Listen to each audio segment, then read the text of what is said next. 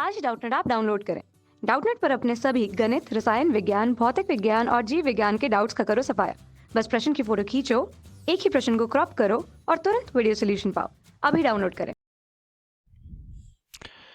किसी परमाणु के चुंबकत्व के लिए कौन अधिक उत्तरदायी है, इलेक्ट्रॉनों का कक्षीय परिक्रमण या अथवा चक्रण। देखिए, इसको समझने के लिए हमको पहले इलेक्ट्रॉनों का परमाणुई मॉडल या चुंबकत्व का परमाणु मॉडल हमको समझना पड़ेगा। तो इसके लिए हम लिखते हैं चुंबकत्व का परमाणुई मॉडल। ठीक है, तो ये क्या होता है देखते हैं। देखिए, इसके अनुसार क्या होता है, ये हमने एक चित्र बनाया हुआ है। ये जो है ये इलेक्ट्रॉन है। ठीक है, ये जो है हमारा क्या है, इलेक्ट्रॉन है। ये देखिए, ये जो इलेक्ट्रॉन होता है, ठीक है, किसी भी परमाणु के अंदर जो इलेक्ट्रॉन होते हैं वो कक्षीय चाल तो करता ही है। कक्षीय चाल मतलब इसकी एक कक्षा होती है, एक वृत्ताकार गति में ये अपने कक्ष में गति करते रहते हैं, तो इसको हम बोलते हैं कक्षीय चाल। इस कक्षीय चाल के अतिरिक्त इलेक्ट्रॉन क्या होता है, अपने धुरी पर भी एक गति करता है। ठीक है, अपने धुरी के चारों ओर भी एक गति करता है, जिसको हम लोग बोलते हैं चक्रीय गति। ये जो दिख रही है धुरी, तो ये जिसको बोलते हैं चक्रीय गति। तो इस पर इलेक्ट्रॉन जो होती है दो गतियां एक तरह से कर रही है। तो चक्रीय गति भी कर रही है, मतलब अपनी धुरी पर भी घूम रही है, ये अपनी धुरी पर भी घूम रही है, और ये एक कक्षा में भी घूम रही है। ठीक है, ये नाभिक के चारों ओर भी ये जो इलेक्ट्रॉन है ऐसा घूम रहा है। ठीक है, ये तो ये एक तरह से क्या बनाता है, धारावाही लूप का निर्माण करता है, धारावाही लूप। ठीक है, तो जिसके वजह से क्या होता है, एक चुंबकीय आघूर्ण उत्पन्न होता है, चुंबकीय आघूर्ण। तो इस तरह से हम कह सकते हैं कि जो कक्षीय चाल चक्रण गति की वजह से ही किसी भी वस्तु में चुंबकीय आघूर्ण पैदा होता है। चुंबकीय आघूर्ण पैदा होता है मतलब में चुंबकत्व का गुण पैदा होता है। लेकिन यह पाया गया है कि जो कक्षीय चाल की वजह से जो होती है चुंबकत्व का जो योगदान है, ठीक है, कक्षीय चाल का जो होता है सिर्फ 10% योगदान होता है। और हमारा जो चक्रण गति का जो योगदान होता है 90% होता है। किसी भी चुंबकत्व पैदा करने के लिए चक्रण गति का योगदान सबसे अधिक होता है। हमको ये विभिन्न अनुप्रयोगों से ये हमको प्राप्त हुआ है। ठीक है, तो आइए दोस्तों इसको थोड़ा और अच्छे से हम समझते हैं। तो हमारे पास देखिए, प्रकृति में 3 तरीके के पदार्थ होते हैं, हमको पता है। पहला होता है अनुचुंबकीय पदार्थ, अनुचुंबकीय अनुचुंबकीय पदार्थ। दूसरा होता है प्रतिचुंबकीय,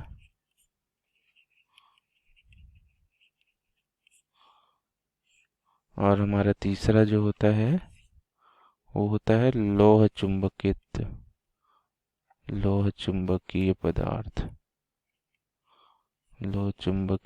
पदार्थ।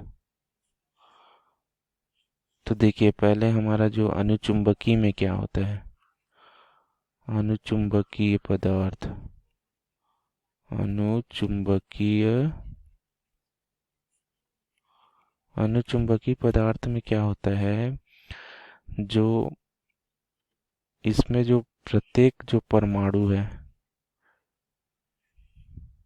ये जैसे अनुचुंबकीय पदार्थ है, इसमें जो प्रत्येक परमाणु का क्या होता है, एक ही दिशा में चक्रण होता है। ठीक है, जो इलेक्ट्रॉन जैसे इसमें ये चक्कर लगा रहे हैं ना, ये जो चक्रण होता है इसमें सभी इलेक्ट्रॉनों का एक ही दिशा में होता है। जैसे मान ले और भी इलेक्ट्रॉन है, मान ले, तो ये सभी का चक्रण एक ही दिशा में होता है। ठीक है, लेकिन क्या होता है, ये बाह्य चुंबकीय क्षेत्र की अनुपस्थिति में ये जो होता है ये अनियमित रूप से फैले हुए रहते हैं। ठीक है, जैसे इस दिशा में ये चक्रण कर रहा है, ये मान लो इस दिशा में चक्रण कर रहा है, ये इस दिशा में चक्रण कर रहा है, ये इस दिशा में, तो इस तरह से क्या है, ये अनियमित रूप से क्या रहते हैं, बिखरे रहते हैं। तो इस कारण से इसका क्या हो जाता है, चुंबकीय आघूर्ण शून्य हो जाता है। ठीक है, इसका जो चुंबकीय आघूर्ण जो होता है शून्य होता है ना, बी की अनुपस्थिति में, बी की अनुपस्थिति में, बी की अनुपस्थिति में क्या होता है, ये चुंबकीय आघूर्ण शून्य होता है। लेकिन जैसे इसको हम अगर चुंबकीय क्षेत्र में लाते हैं तो ये क्या हो जाते हैं, एक दिशा में, यहाँ पर सभी एक दिशा में स्थित हो जाते हैं। ठीक है, तो यहाँ पर फिर चुंबकीय आघूर्ण शून्य नहीं होता, तो ये क्या है, फिर चुंबकत्व का प्रदर्शन करते हैं, छेद चुंबकत्व होता है। ठीक है, तो देखिए इसमें चक्रण क्या होता है, एक ही दिशा में होता है। ठीक है, दूसरा हमारा होता है हमारा प्रतिचुंबकीय। प्रतिचुंबकीय में क्या होता है, प्रतिचुंबकीय पदार्थ। ठीक है, इसमें क्या होता है, जो इलेक्ट्रॉन होते हैं ना, सम इलेक्ट्रॉनों की संख्या होती है। इसमें इलेक्ट्रॉनों की संख्या जो होती है ना, सम होती है। तो इसमें ना प्रत्येक दो दो इलेक्ट्रॉन क्या होता है, एक युग्म बना लेते हैं, है ना। और हर एक युग्म का क्या होता है, जो युग्म बनता है उसमें इलेक्ट्रॉन जो है एक का कुछ दोनों विपरीत दिशा में चक्रण करते हैं। जैसे ये एक युग्म बना लेंगे, ठीक है, अलग अलग, जैसे इसमें एक इलेक्ट्रॉन है, एक इसमें ऐसे है, एक ऐसे चक्रण कर रहे हैं। ये अलग अलग युग्म का क्या हो जाएगा, इलेक्ट्रॉन, ये इस तरीके से एक बना लेते हैं युग्म। ठीक है, इसमें दोनों का चक्रण क्या होता है, एक दूसरे से विपरीत होता है।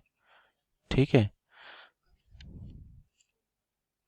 तो चुंबकीय आघूर्ण यहाँ पर क्या हो रहा है, चुंबकीय आघूर्ण जो होता है, चुंबकीय आघूर्ण यहाँ पर क्या होता है, शून्य होता है। लेकिन जैसे ही हमको इसको चुंबकीय क्षेत्र में लाते हैं, ठीक है, इस पूरे चीज को हम चुंबकीय क्षेत्र में जैसे ही लाते हैं तो क्या होता है, जो इलेक्ट्रॉनों का कोणीय वेग बढ़ जाता है। मतलब इसमें एक इलेक्ट्रॉन, इसका कोणीय वेग बढ़ जाएगा तो इसका घट जाता है, इसका बढ़ जाएगा तो इसका घट जाता है। ठीक है, तो इसकी वजह से एक चुंबकीय आघूर्ण पैदा हो जाता है। ठीक है, एक नेट चुंबकीय आघूर्ण यहाँ पर क्या होता है, पैदा होता है, जिसकी वजह से इसमें क्या होता है, चुंबकीय क्षेत्र उत्पन्न हो जाता है। ठीक है, नेट चुंबकीय क्षेत्र नहीं है, ये आघूर्ण यहाँ पर पैदा होता है, जिसके वजह से एक चुंबकीय क्षेत्र, इसमें चुंबकत्व का गुण प्रदर्शित होने लगता है। ठीक है, अब यहाँ पर देखते हैं लोह चुंबकत्व क्या होता है। लोह चुंबकत्व देखिए अनुचुंबकीय पदार्थ की तरह होता है, लेकिन इसमें क्या होता है, जो एक ही दिशा में जो होते हैं, एक ही दिशा में जिसका चक्रण होता है, तो एक डोमेन बना लेते हैं। ठीक है, ये जैसे इसी के अंदर एक डोमेन बन गया है, जैसे एक ही दिशा वाले हो गए। ठीक है, यहाँ पर ये देखिए एक दिशा वाले इधर अलग डोमेन बना लेते हैं, ये वाले अलग डोमेन बना लेंगे। ठीक है, तो एक तरह से ये देखिए चुंबकीय क्षेत्र अनुपस्थिति में एक क्या होता है, अनियमित रूप से रहते हैं। ठीक है, लेकिन जब इसको जैसे ही हम चुंबकीय क्षेत्र में लाते हैं, ठीक है, चुंबकीय क्षेत्र में जैसे ही लाएंगे, ये अभी जो है यहाँ पर B क्या है, हमारा 0 है। अब यहाँ पर B कुछ वैल्यू आ जाएगा। ठीक है, चुंबकीय क्षेत्र की उपस्थिति में यहाँ लाते हैं। ठीक है, तो क्या होते हैं, ये सभी जो है ना, जितने भी डोमेन है, ये सभी एक दिशा में व्यवस्थित हो जाते हैं। ये जितने भी डोमेन है, ये मान लो और डोमेन है, ये और है, सभी एक दिशा में व्यवस्थित हो जाते हैं, जिसकी वजह से ये प्रबल चुंबकत्व प्रदर्शित करते हैं दोस्तों। ठीक है, तो देखिए मेन मुख्य रूप से क्या हो रहा है, यहाँ पर चक्रण की वजह से ही किसी भी परमाणु में चुंबकत्व मुख्य रूप से उत्पन्न हो रहा है। ठीक है दोस्तों, तो इस तरह से इसका हमने उत्तर को समझा दोस्तों। धन्यवाद। कक्षा 6 से 12वीं से लेकर नीट, IIT, JEE वो एडवांस के लेवल तक 1 करोड़ से ज्यादा छात्रों का भरोसा। आज ही डाउनलोड करें डाउटनेट ऐप या व्हाट्सएप करें अपने सारे डाउट्स 8400 400 400 पर।